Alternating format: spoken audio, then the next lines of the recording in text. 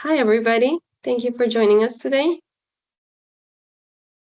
Happy second week of the EU Code Week, and welcome to today's webinar, which is a part of the ongoing EU Code Week webinar series. My name is Dea. I'm working as a project officer at All Digital, and I'm happy to be your host of today's webinar. Before we start, I would like to inform you that this webinar is recorded, and the recording will later be available on the EU Code Week's YouTube channel, and I will also share the link in the chat here with you, so you can also easily access to the previous webinars and to this one later on if you would like to rewatch it. Now, to put this webinar in the broader context of the EU Code Week, I want to share with you that the idea behind these webinars is to support the overall organization of the hackathons, of EU Code Week events, and to support EU Code Week as an overall movement. So here we are looking beyond the 2 weeks in October that we are where we are right now. Looking into the hackathons, I propose that we start with a short video announcing the 2024 EU Code Week hackathons and their central theme, and then let's focus on our topic of today.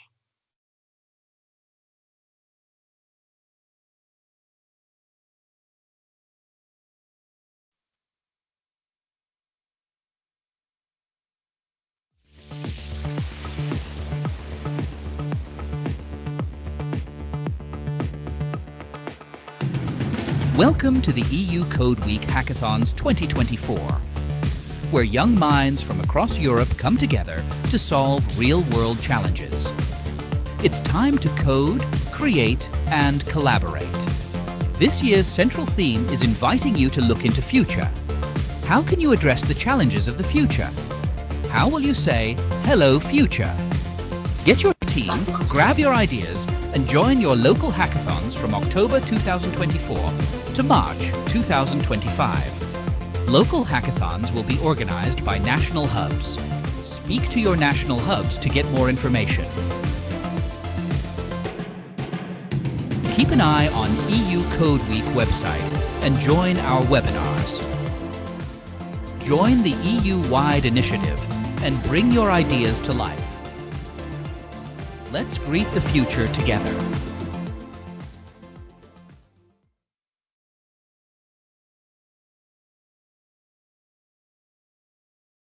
All right. So, like I said, the idea behind this webinar series is to open a space for discussion, to provide some useful resources, to share some tips of the previous hackathon organizations, and to overall support the organization of the future hackathons and future EU Code Week events. And well, we also want to spotlight and to show some successful stories with invited experts in the field. Today, we are here to talk about the organization of the hackathons based on the experience that our invited experts have. I'm very excited to introduce to you our three invited experts for today's webinar. Yes, I'm sorry for a bit of a technical hiccup here. But anyway, so this session is going to be led by our experts with people who have experience in the hackathon organization and hackathon participation. So Clemens, Damien, and Andrea, thank you so much for being here today. I pass the floor to you.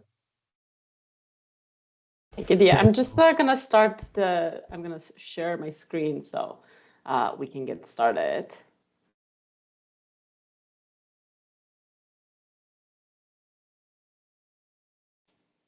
You know when you can see the screen.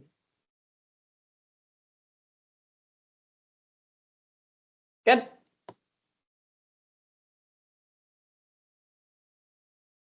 Clemens, on to you. Hi, thank you so much for inviting me to this webinar. So I'm Clemens Ulrich, and currently I'm an A-level student here in Germany, studying especially physics and math.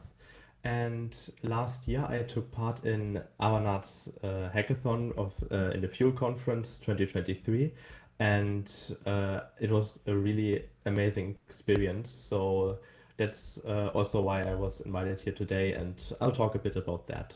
Thank you.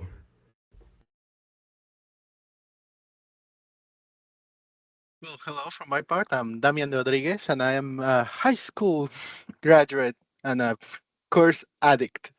I've done every course you could imagine, from web development, cybersecurity, everything else. And I am one of the participants of the Great Fuel 2023. That's why I'm being invited today. Thank you for having me. It's really nice to join Clemens and Damien. I'm Andrea Natapov. I'm actually one of the organizers behind the Fuel Hackathon. I've been supporting the Fuel Hackathon over the past, I think, 4 years. And then I know the question was asked earlier, like, how many hackathons have you supported in the past? And I was trying to do some quick math.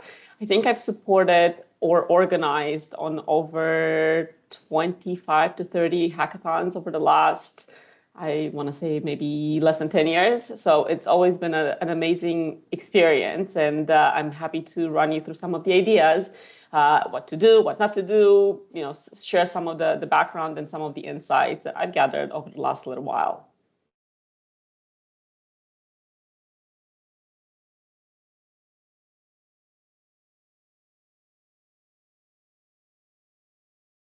Thomas, I think your microphone is muted. Yeah.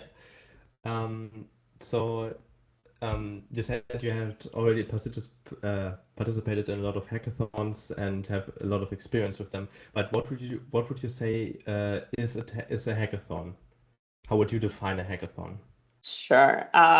So I think it's an interesting question because the word hackathon oftentimes gets folks a little bit nervous. So essentially, if you think about what a hackathon is, it's an event in which participants bring in their skills, they bring in their ideas, and they collaborate together to tackle a challenge or something that they're trying to solve. So like right now, specifically for this initiative, they're tackling a global challenge.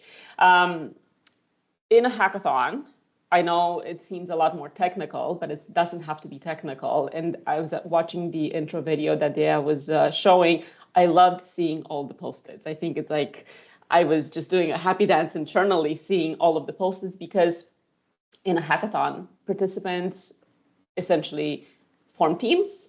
They come up with ideas, they brainstorm, they design, and they code if they want to, but they don't have to code. So hackathons are not always a technical thing. They are very much a design thinking experience and a sharing experience. And as a result, participants will end up preparing a working solution or a prototype, or they'll bring their idea to a natural conclusion. So it's an amazing opportunity to take ideas, flesh them out a little bit, and create something pretty much out of nothing. Are there any preconceptions have you seen when doing these hackathons? Are there any myths that you like to debunk? So many, so many. And it's interesting because I've supported hackathons internal to Avanade in my previous role working for a bank here in Canada, as well as with students across different opportunities, either at the high school level or at the university level. And I got to tell you that these myths are common across all organizations, and primarily that the solutions need to be technical. And that is absolutely not true. They do not have to be technical. They can be a PowerPoint presentation. They can be a sketch. They can be anything you can possibly imagine, as long as the idea is clearly conveyed and you're going through the thought process of what is it that I'm solving, how am I solving it, how am I telling the story behind it. Another one that I get primarily in the school environment is that students, they need to be able to code. And if I'm a teacher that I don't have a technical background, I'm not going to be able to support them. I'm not going to be able to tell whether or not their solutions are quote unquote good or bad. And it goes to the previous myth in the sense of hackathons don't have to be a technical event. They could have a component, and as long as your students are designing something which ultimately works, that's all you need to know. You need to give them the creativity and the space in order for them to actually just get creative and do the things that they need to do. So you don't have to be technical in order to support or organize a hackathon. Do my students need to be awake for 24 to 48 hours? Hopefully not. They won't be able to function if they're out for 48 hours straight. We normally end cap the hackathons in the 24 to 48 hour period. And that's not because we have an expectation for students to be awake or participants to be awake for that period, but it actually gives them a beginning and an end, a natural beginning and end to the event. And it forces them, it gives them a forcing function of thinking through their ideas in a really concise way. Because really, you can take an idea and you can, quote unquote, boil the ocean trying to fix everything. And that's a useful process to go through as teams. But what you learn when something is end capped at 48 hours is that you learn to prioritize. What is the core of what I am showing in a solution, an idea that needs to be presented today? And I can talk to my judges and my mentors and everyone else that is part of the hackathon to think about, like, what are my future ideas? But I don't have to solve for all of them. I just need to solve for the core thing today. That's why we end cap them. And definitely we don't want them to be up for 48 hours. We want them to get their rest, disconnect a little bit if they can, but it does give you that natural beginning and end. You need to have extensive technical knowledge. No, you don't. I think we covered this already. Hackathons are just competitive events. That is also something which is not true. And I know Clemens and Damien will cover this when we talk about their experience. Hackathons are an incredible opportunities for folks to come together, to collaborate, to learn from each other. So I look at hackathons both as a participant in these events as well as an organizer as an incredible opportunity to come together, work on something which is meaningful for the team, develop friendships. I know that within the Fuel conference, we have teams that have never worked together. They come together for the purpose of the hackathon. They come up with an idea, and they establish long-lasting relationships of folks across the world that now have a common interest, and they talk to each other even like a year or 2 years after the conference itself. And I've seen this happen time and time again. It is amazing to see it happening. So it's, yes, there's a competitive piece behind it. Of course, everyone wants to have their best idea shine through and they want to win the prize, but it's not pure competition. It is a lot more collaboration and learning than it is competition, I would say. And then I would say that the last myth that I've seen oftentimes is that you need to have the idea before you join the hackathon. And that is absolutely not true. Oftentimes, when we host hackathons, or when you host hackathons, you won't even know what the question is. So even for Code Week, it is a fairly open idea. Like the theme for it is fairly open. It doesn't actually give you the actual challenge that you're supposed to solve. So you might have an idea that makes sense, but oftentimes you don't get the challenge question until you're have signed up and the hackathon actually launches. Some hackathons, you'll get the questions in advance, and then you can come up, like you can start thinking about how might you actually solve it. But oftentimes you don't even know the question until you join. So no, you don't need to have an idea fully baked before joining.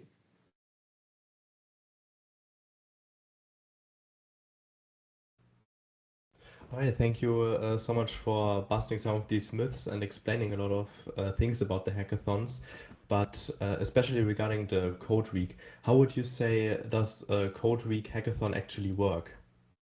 Yeah, so we can go through some ideas, and I know Dia and the rest of our brilliant organizing team will actually give you some more details. I think there's a hackathon kit that is available for everyone. So I'm definitely not going to go through a ton of like logistics behind it, but I'm going to give you just a high level overview in terms of what the EU Code Week is and how it works, and some pieces behind it. So I love the theme for EU Code Week, which is Hello Future, Technical Solutions for a Changing World. I think that is so well encompassing in where our students are in today's world, and it gives them the platform to actually bring some of the ideas to life and some of their passions to life, which I think is brilliant.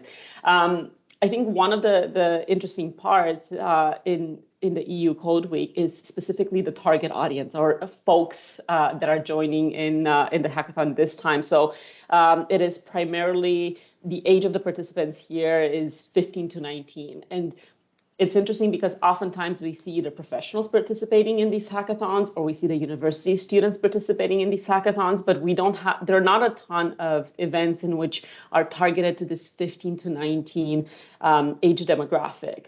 And I think it's a missed opportunity. And I'm so glad to see EU Code Week tackling this audience, because oftentimes this is where the ideas are starting to formulate. This is essentially folks that are stepping into a world that is very different, and they have the opportunity to start thinking about how they might actually address some of the things that they're facing with today, and start putting those ideas into practice today and get them to think a different way today as it relates to the future. So I'm extremely, extremely excited to see this demographic. I'm extremely excited to see the thematic for the hackathon as well. So super, super excited.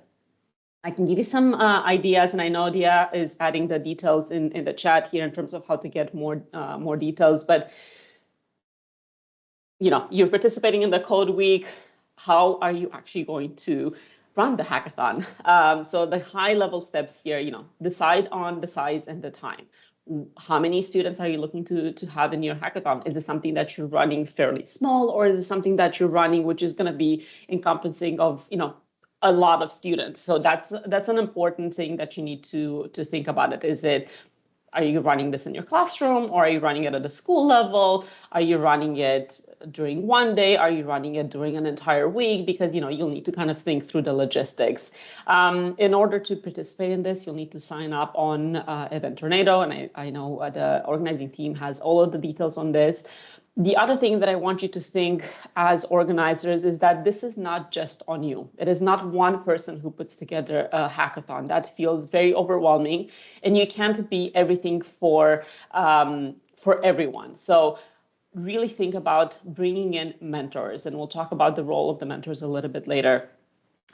What we normally do here at Avanan when we run internal hackathons or when we run the Fuel conferences, we think about mentors having or supporting between 1 to 3 teams of 4 to 6 participants, in this case, students. So mentors are extremely important because they will be your buffer between you as the organizer and the teams having very specific questions, or the ability for them to kind of just run their ideas through. It's your, we can talk about exactly what the mentors will be doing, but think about appointing mentors. Think about who is going to be judging these ideas. We normally recommend about 4 jury members. Depending on the size of the hackathons, you might want to have a tiebreaker, so you might want to have the 5th one, so there's no tie in terms of choosing your winners. But the jury is extremely important as well. And with the jury comes the judging criteria, and we can talk about that as well in terms of how are you going to be judging these ideas. And I think in the toolkit we have provided the judging criteria that you should be considering. Think about kind of the allocation of marks within the judging criteria, because some judging criteria could be more important than others. Think about the resources that you want your participants to have. Are there case studies or ideas or other things that have been done in the past around this topic?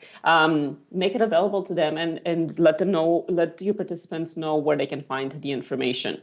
Launch it. And the launch event should be a pretty fun thing to do. It should really set the tone to the hackathon and bring in that excitement and that desire to actually push through and think about the solutions that you wanna work on.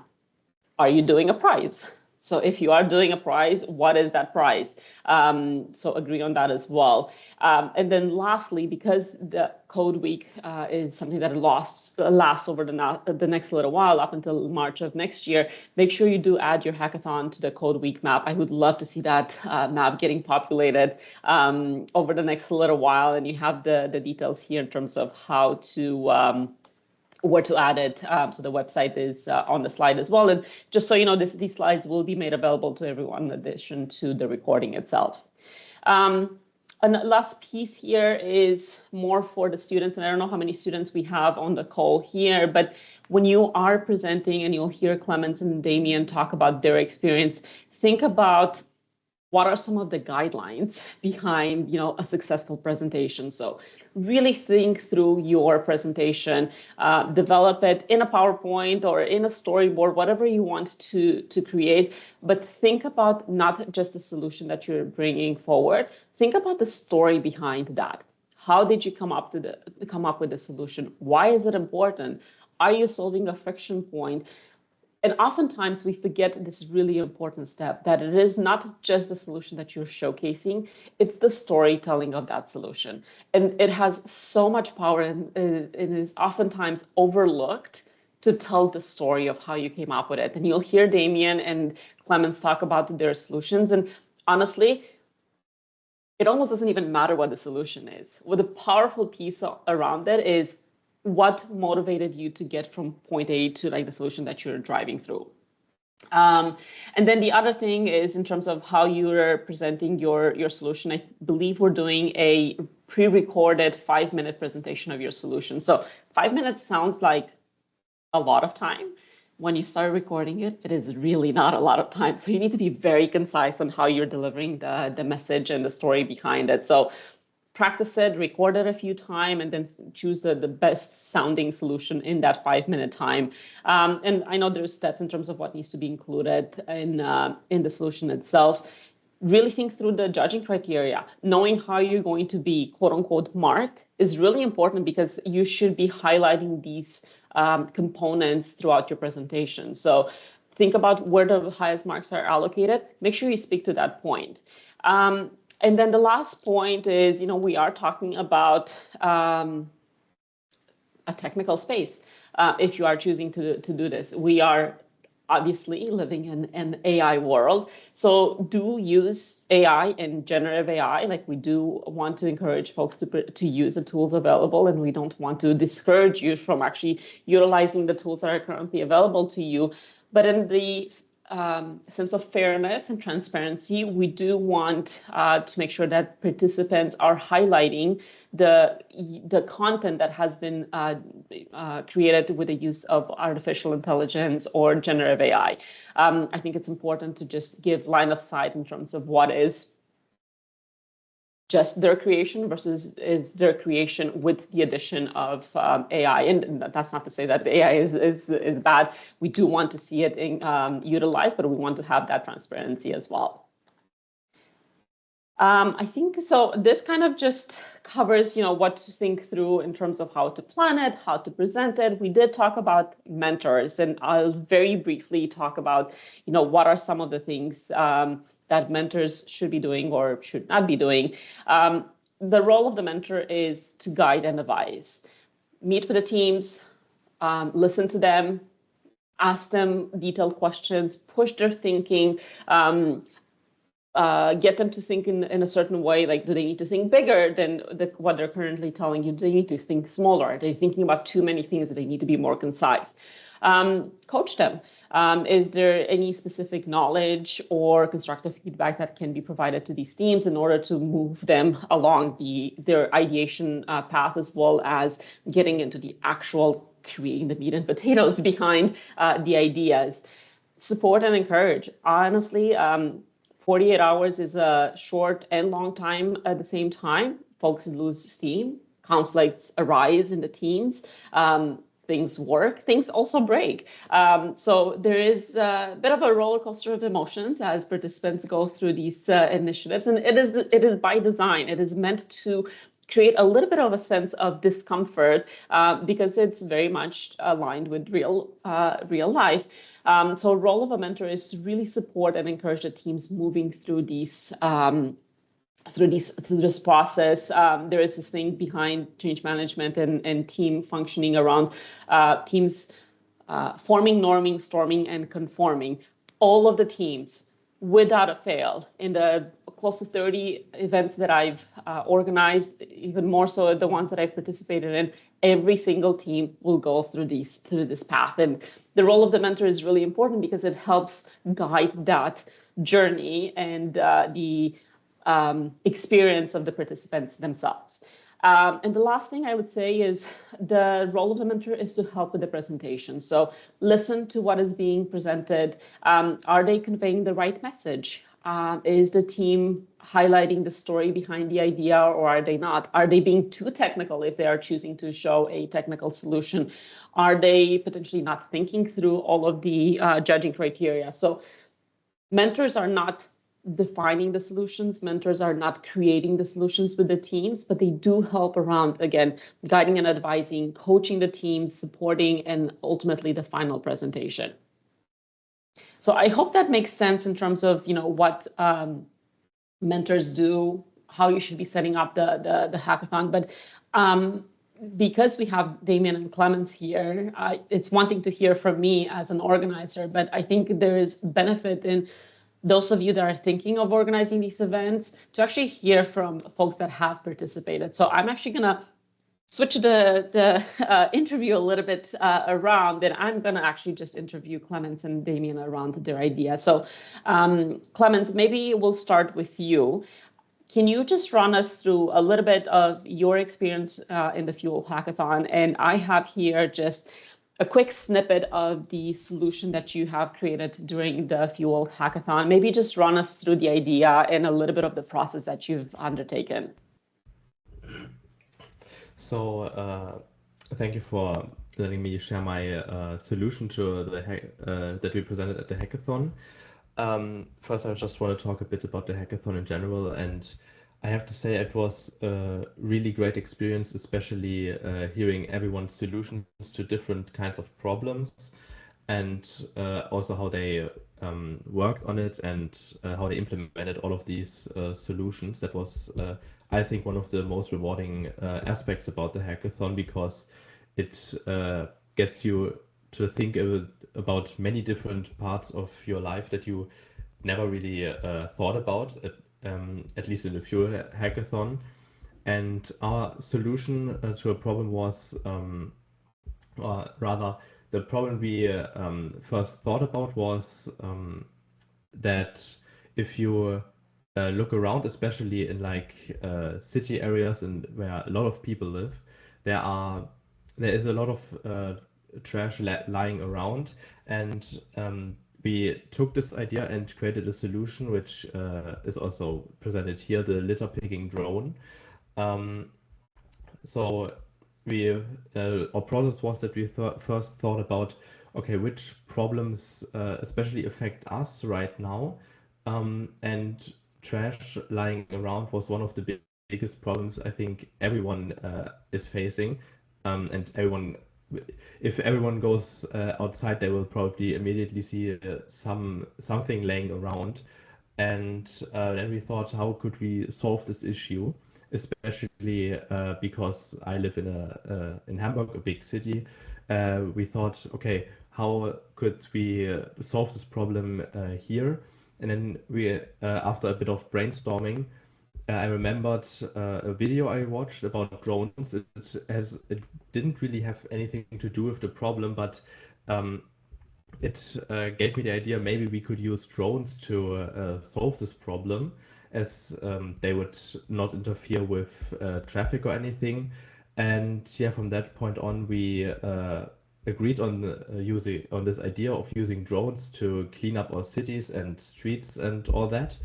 And from then on, we built it up, and especially during the presentation, we didn't just explain our idea, but we also explained how it could be implemented, because we looked at different technologies that are already available, especially open source projects.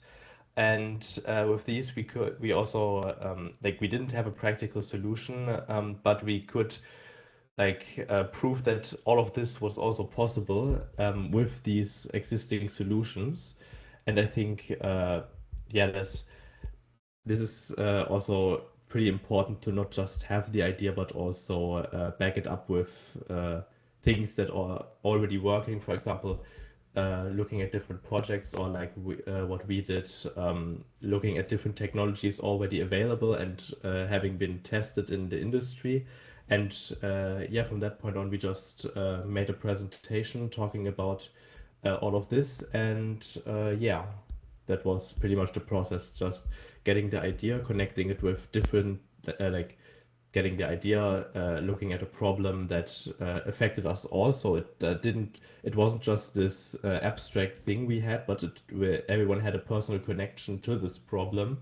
And yeah, from that point on, we just built up the idea, the presentation. Amazing. And, yeah. So it's really interesting, because as you're going through your recounting your experience, what I hear is that importance of the story behind it. Like, what is the thing that drove you to getting to this solution? The other thing that you're really highlighting in your presentation is there's no code behind this. This is essentially an idea, a problem, a friction point that you've discovered, an idea that you came up with. You haven't actually created the solution itself. It's not like you came up to the judges and flew the drone around and showed them how it might actually do, how it might actually operate. But you have thought through the idea of how this is actually going to happen. The other thing that I heard you in the presentation is that I hear the judging criteria shining through. So one of the things in one of the judging criteria is the feasibility part of it. So it's obviously there's a part of it around technical feasibility. Is the technology there? Is this something that is currently being used or has been used in a different place or time or like in a different situation? And the answer is yes, this is technically feasible. Is it actually even feasible in terms of like the industry or in the place that you're trying to run it? And you've done the thinking through of, yes, this is actually, it might sound like an outlandish idea, but it's actually embedded in reality. And this is something that is important for both the organizers as well as the participants to remember is, especially when you're talking about technical solution or like this more broad space, it's amazing to think blue sky. It's amazing to think about like the future and really push the envelope. And I think there's such benefit in going there and really thinking through, but it needs to have some anchor in today's reality. So you have looked at open source. Where else has this actually been done before? Can we actually use something similar to create our solution? And the answer was yes. And I think this is a phenomenal way of going through the entire path of identifying the solution, identifying the friction point. How might we actually solve it? This is how it's actually going to look, and this is why it actually makes sense. And I think this is great to hear in the context of folks that are getting ready to participate or either participate or organize an event like this. Damien, I'm going to switch it back to you now because you've also have one of the winning ideas in the 2023 Fuel Hackathon. So can you run us a little bit through your thought process and at a super high level in terms of how you came up with the idea? What were you trying to solve? And I have some slides here that obviously will be made available to everyone, but run us through your idea and I'll flip the slides as you're speaking. Well, Andrea, the thing about my idea is that it was a bit of a convoluted one. We went through a brainstorming process where we got a little list of everything we think we could do without really basing much on reality or existing previous projects. We went through, we had an idea about farming, we had an idea about how to recycle water. It was a it was a thing that we made. And then we ended up kind of Frankensteining a little idea at the end of it. The stitches could be shown, but I do think it was a good idea. Okay, stitches are important. Oof. But the thing is, that idea was quite the quite the thing. The most interesting part of it was the presentation to the judges at the end of the day. The amount of technical issues we had. Oh, it was great. Well, that's the whole point. It's not meant to be a finalized, fully baked solution. So tell us more about what was the idea. So you were obviously looking at grocery shopping. And so you've taken that friction point or that journey and you came up with an idea. You want to tell us just briefly what the idea was? The thing about the grocery shopping idea was mostly being lost on the supermarket a lot. At least my sense of direction is awful beyond anything. So every time I was trying to search for something, I mostly wander around the aisles and I got distracted with every little thing I saw, like a little toy that looked fun, or maybe I remember that I need bananas for the next week or something like that. And I tried to implement it in a way that was available for people with different capacities, you know? Yeah, that makes sense. So essentially you came up, you took a simple experience like going grocery shopping, you thought about some of the friction points that you're facing, but then you've expanded that thought process to, well, who else might actually benefit from a solution like this? And you looked at folks that have different abilities in terms of, like, especially around folks that are visually impaired potentially. And essentially, you came up with an idea, Go Grocery Shop Smart. It's an AI-assisted grocery shopping list and an AI navigation through the supermarket, and the ability for this potential app to give you alerts and arrows and direct you to the actual thing that you are looking for. So I have here a copy of your concept and how you've approached the problem. But the one thing that I wanted to show is, Clement's example was a friction point and a high-level idea of how this actually might get supported. We are talking about hackathons and folks actually wanting to develop something, and you touched upon the fact that, hey, there's some, you had some technical, issues or ideas that were like things that you haven't necessarily thought through, or you started to approach that, and there's a lot of questions around the technical piece. So I want to actually show the participants here what you guys came up with, and it does look like it is a quote unquote technical solution. So do you want to run us in terms of what was your final design that you have come up with? Like, did you code, or did you use a tool that pretends it's a low code solution? What is the thing that we're looking at here for folks that are on the line and saying, oh, that looks like an app. Like, I wonder how they end up with this in 48 hours. Ooh, this actually wasn't part of my job in the team, as at the moment we divided the team into roles. Mm-hmm. One of the girls we were with was a designer. She was, designer still in training. under process, exactly. But she knew about this app. What was the name? But it was a little app that allowed you to insert images to make an app. It's only visual. There's no functionality in it. There's no code behind it, but it looks exactly. It looks like an app, right? And I think that's what's the important thing for folks to realize, that you can quote unquote fake it and show how an interaction might actually come to be without the actual design. And I can tell just by looking at the screen here in terms of which app has been used, but there are a ton of different resources. Oftentimes they're free for students to use, which allows you to just mock up really quickly a solution that is going to look as close as possible to what you have in your head, without actually having to go through the full development process of creating an app in 48 hours. Because as you've mentioned, Damien, there is a fairly lengthy brainstorming process. So yes, it's 48 hours potentially for the hackathon, but you spend a good chunk of that 48 hours at least just coming up with the idea, which doesn't give you a ton of time to actually necessarily code. Some folks do, but not everyone. So I hope that the folks on the call are getting a sense of of the behind the scenes, or behind the organizers' view of running the hackathons, and getting a sense from the participants themselves in terms of how they've actually interacted, what they've learned, how it was, and what they ended up creating, because obviously we have two very different solutions here.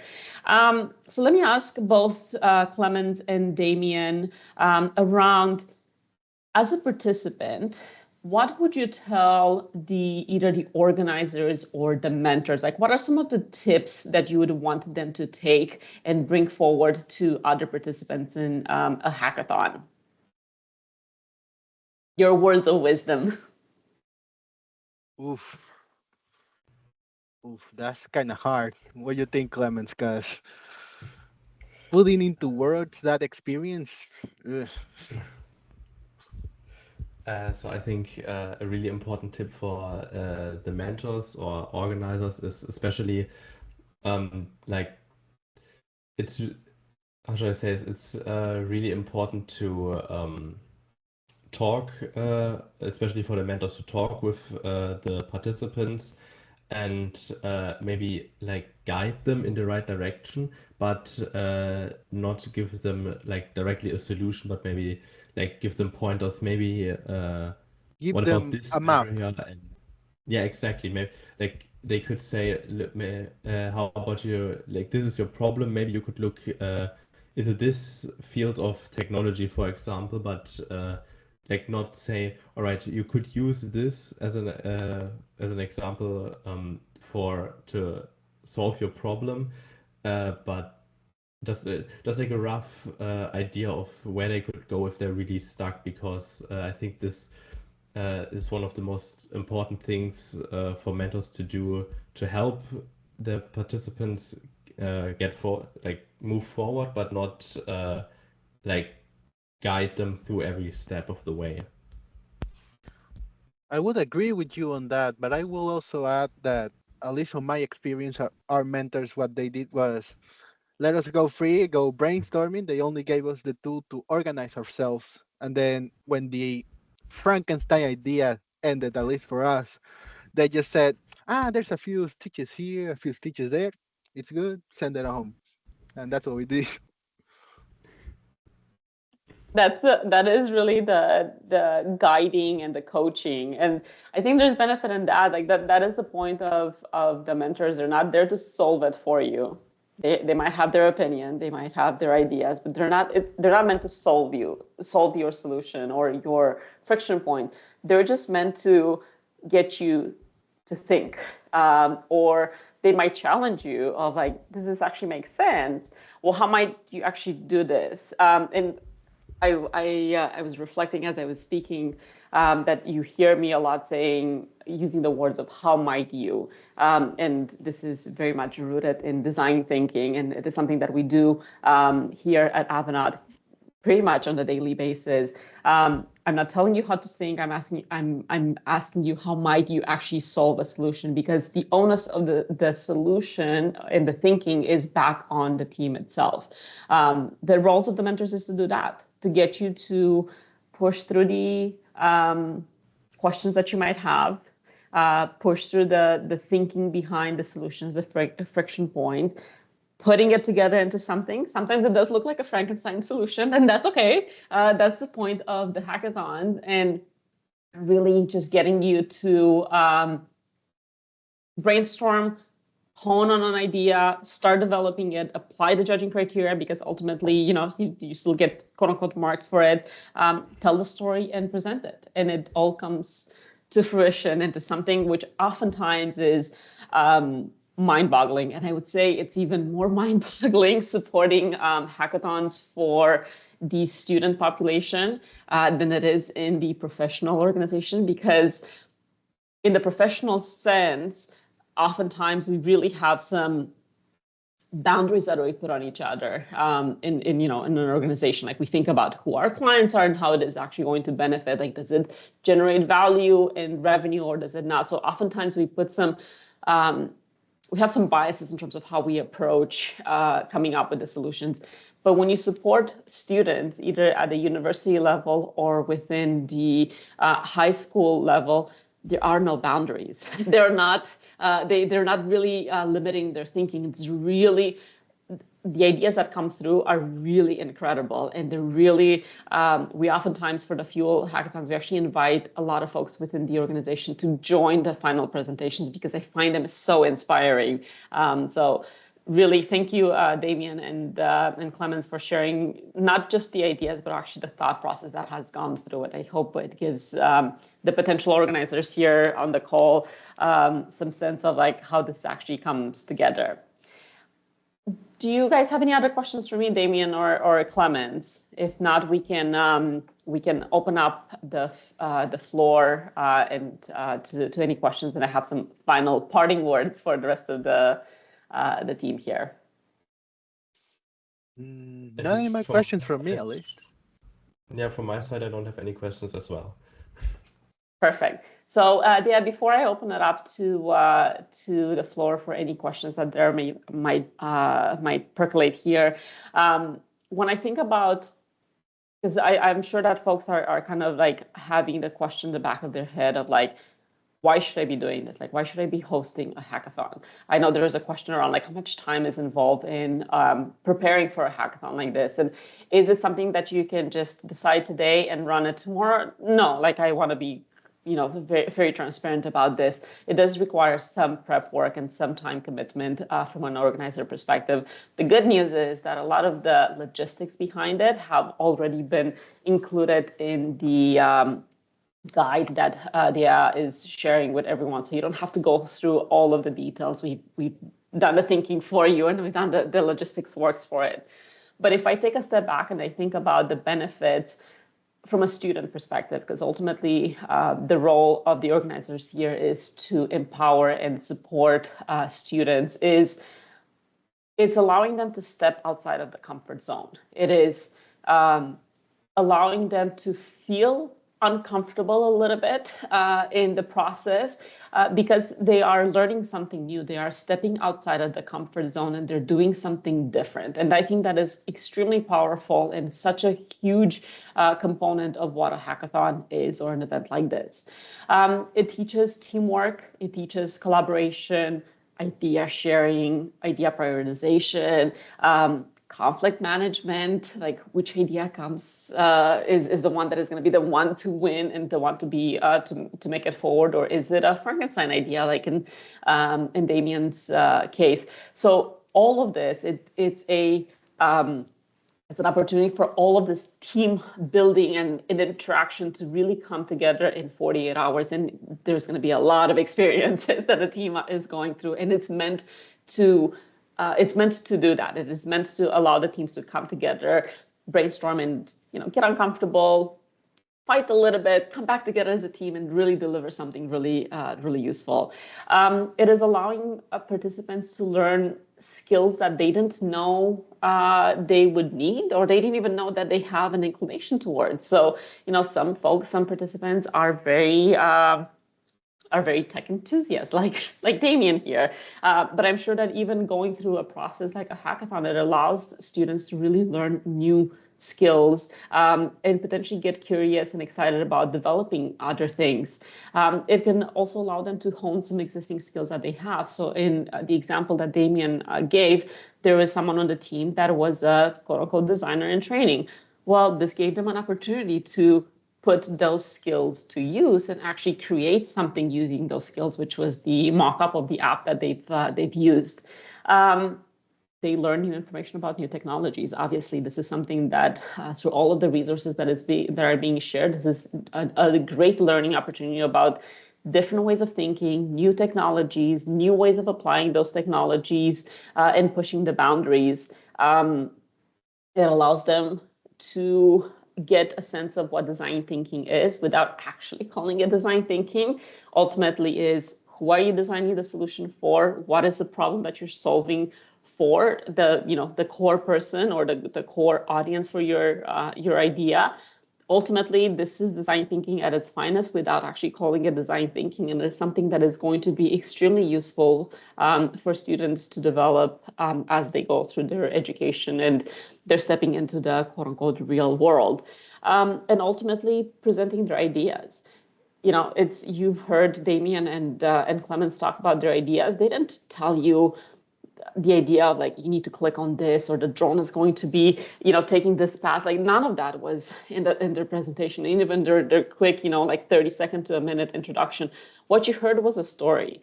What you heard was the thing that got them excited about this and how they ended up getting to the solution that ultimately was presented and ultimately won the hackathon. From a presentation perspective, these are invaluable skills. And the participants get to experience this for 48 hours is exactly what they're living and breathing and ultimately delivering. So to wrap it up, I would say an incredible opportunity for participants to take part of this. It's also an incredible opportunity for the organizers to be part of it because, and I'll share an anecdote, I was organizing my very first hackathon for a Canadian bank.